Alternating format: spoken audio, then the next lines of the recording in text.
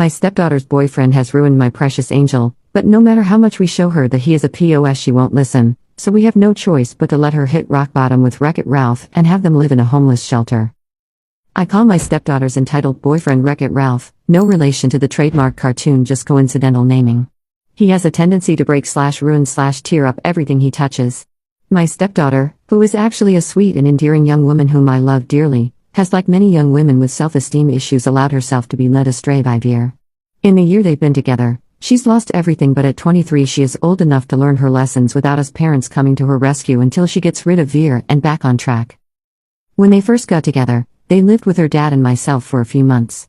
It very quickly became apparent Veer had a chip on his shoulder when it came to me. He would carry tales to my husband, causing us to argue. Despite my husband telling Veer many times that was my house and everything in it was mine, Veer would keep asking my husband, not me, if he could have this or that, and that's if he asked.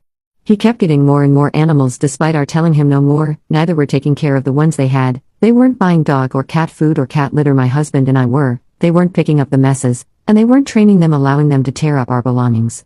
Mary Jane is legal in our state, and there is a dispensary in our town, and the only work these two would do is door delivery, her job with a daily payout, just to get enough money for Veer to make a purchase at the dispensary every day, along with eating at fast food restaurants.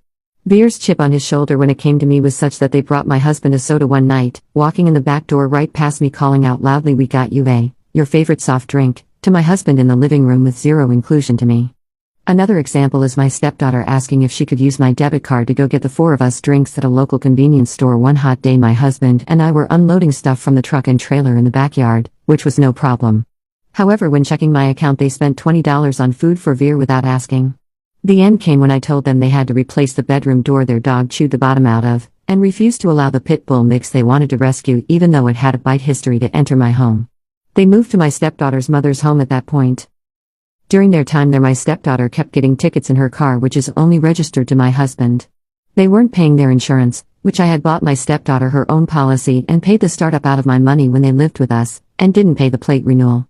Now her license is suspended, and it cost my husband and I $600 to get the plates, again in his name only, unsuspended. Plus they had damaged the car and needed repairs. So he took it from them.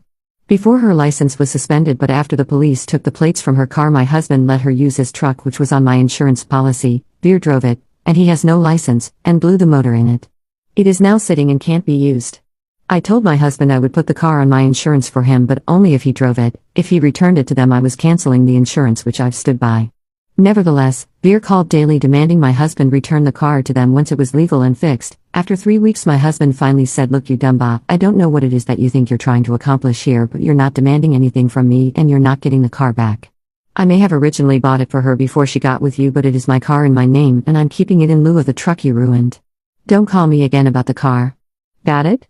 We had been hearing of ongoing disputes between my husband's ex and Veer. Things got so bad there that Veer told my husband's ex-wife to pack her shot and get the F out of her own home. Another time he told her to shut the F up and remember who she's talking to. So we all decided it was time to let our daughter hit rock bottom, since she wasn't seeing how Veer had taken her from being a sweet, lovable, well-liked, and responsible girl in a college nursing program to this person with a criminal history and no prospects at the moment. My husband's ex-wife moved in with her boyfriend, turning the power off at the home she had been renting, and told her former landlord, whom she was actually longtime friends with, she wouldn't allow it to affect their friendship if he evicted them for squatting, since neither were on her lease to begin with. When my stepdaughter called wanting to come back, my husband told her she could, but Veer could not. Now they are staying at a homeless shelter in the town where Veer's mom lives, and Veer's mom won't let them live with her either. We hate to see her go through this, but this entitled Veer she won't let go of has really brought her down, and she can do so much better. This guy actually told us once he couldn't work at a factory that he interviewed it because it was climate controlled and his heart condition won't allow that, then argued with me and my husband that climate controlled meant controlled by the climate, so it was hot in summer and cold in winter. We haven't seen him hold a job or do anything useful and productive since they've been together, just demand from and use the people who love the girl he's become a Klingon to. Commenter 1. 9/10 he's abusing her in some form. Whatever you do, don't break contact with her. Commenter 2. Climate controlled, my hot tea just came out my nose. Commenter 3. Veer is the scum of the earth and we need to teach our kids to beware of losers like this. Also, we need to teach our kids to not become losers like this. So sorry up, this guy sucks big time. I sincerely hope your stepdaughter is finally able to chew her way to freedom sometime soon for her own sake. I can't imagine she's happy with this person. What exactly does he bring to the table besides heartache and pain? He's destroying all of her relationships and cutting her off from everyone that loves her. She has to be miserable. Update 1. Well, we are making progress, anyway. My stepdaughter recently had court in town 30 miles west of us. They are staying just across the state line in a small city 30 miles east of us. So my husband and I devised a plan to get her a loan from him. We said the only car running was the 2-seat convertible and could only take her for her court appearance. My husband picked her up, then I took her to her court appearance as my husband had to be at the house for something. On the way, she started talking about how she wanted to break up with Veer but was afraid of the hurt that comes with it. She hated how controlling and untruthful he was but felt he truly loved her and didn't know if the negative behavior was simply from their stressful circumstances. She said once he got SR-22 insurance and his license back he would be able to work and things would be better. I pulled over, pulled out my phone, and went to the court file website for the county north of us where Veer used to live. I pulled up 6 cases in his name, 3 to do with driving with multiple citations in each. The most recent, he was speeding, ran a stop sign, hit a woman, fled the scene, had a suspended license and registration, and had obviously no insurance. He was arrested later and had to post bond.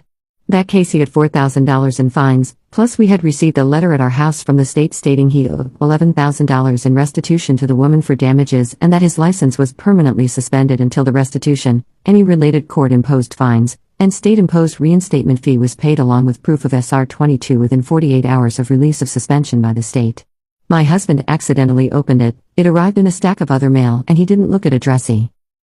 She was deflated and angry, stating they talked at length and he never told her any of that, only that he needed SR-22 because he got caught driving without insurance and had to have it before he could get his license back.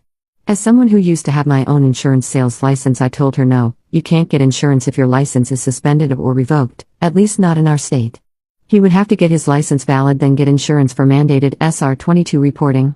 She herself ended up on probation for her driving issues related to him with a 6-month suspension and $750 in fines, lucky break from judge in all honesty. She too will have to have SR-22 once her suspension is over. Afterwards, while I stopped at the store to get stuff for supper, Veer kept calling and demanding she come back. Despite plans to have supper with her that evening, she ultimately gave in to the relentless calls and asked her dad to take her back before I could cook. I did verify that yes, she has an IUD for those that inquired. She was very unhappy with her situation and beginning to see him for what he is, and how in the year they've been together has brought her down. However, she's not quite at the leaving him point, but hopefully with any luck she'll be calling to come home soon. She knows she has a place here with us, but he doesn't. Commenter: despite everything you told her, she still isn't at the leaving him point? Genuinely curious, what would he have to do for her to be at the leaving him point? Update 2. 20 months later. It's been a while since I first posted about my stepdaughter and her entitled boyfriend, and I have had requests for updates. Well, here you go. First of all, I think you all probably know what developed immediately after I posted. Most of you, and myself, nailed it on the head. She was actually pregnant when I made the post. And kept it quiet until she was showing, giving her dad and I about 3 months to prepare for our granddaughter. She's a beautiful little girl, with eyes and a smile that light up the place. She's not quite a year old now. Sadly, my husband passed away unexpectedly when the baby was only 6 weeks old. My stepdaughter and I witnessed it, much to our horror. It has been a very devastating and emotional time since. This may surprise many of you, but she, the baby, and Veer all 3 still live with me. And guess what? He and she both have jobs now. He is actually a surprisingly good dad. He is still a bit more possessive of the 2 girls than I care for, however he also knows he will never have the pull and manipulation over me through my stepdaughter that he tried with her mother and my husband, so he knows his limits. Neither have driver's licenses and I do not routinely taxi them to work or back, they are adults with a child, but I will take them or pick them up on occasion. I let them know I'm proud of them both, and want to see them succeed. And by the way, Step has been differentiated for these posts only. In real life, neither my husband or I ever use Step when referring to our children and grandchildren. His kids are mine, just as mine were his, and that will never change. I will always love and be there for my stepdaughter and granddaughter as her parent. Even Veer learned I had his back on an incident I knew was not his doing or fault but he was wrongfully getting blamed for. When my husband was unalived, as she and I sat stunned in the ER with his body, Veer was the first family member through the door to us still in his work uniform having come straight from his job, falling to his knees in genuine tears and pulling us both into a tearful group hug as we all cried together. I give credit where credit is due. But here is our update. Bittersweet. Unexpected. Not at all how I, or probably most of you, would have thought things would pan out. Even the entitled Wreck-It Ralphs of the world do, sometimes it seems, have the potential to turn themselves around and begin to resemble normal, productive, team player people again.